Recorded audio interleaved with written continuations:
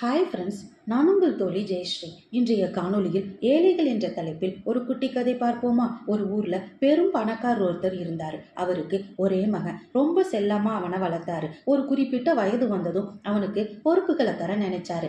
ஆனா மகனுக்கு உலக நடைமுறையை பத்தி கொஞ்சம் தெரிஞ்ச பின்பு அவனுக்கு பொறுப்புகளை தரலான்னு நினைச்சு அவனை ஒரு மாத காலம் ஏழைகள் வாழ்ற பகுதியில மக்களோடு மக்களா தங்கி வரும்படி அனுப்பிச்சு வச்சாரு. ஒரு மாதம் ஆன பின்பு மகன் வீட்டுக்கு வந்தான். அப்பா கேட்டாராம், மகனே, இந்த ஒரு மாத காலமா உன் வாழ்க்கையில என்ன கத்துக்கிட்ட அப்படின்னு. அதுக்கு மகன் சொன்னானா, அப்பா, இந்த பகுதியில வாழ்ற மக்கள் சுதந்திரமாவும் சந்தோஷமாவும் தங்களோட உணவை தாங்களே உற்பத்தி செஞ்சுக்கிறவங்களாவும் உறவுகளோடு சேர்ந்து வாழ்றவங்களாவும் இருக்காங்க.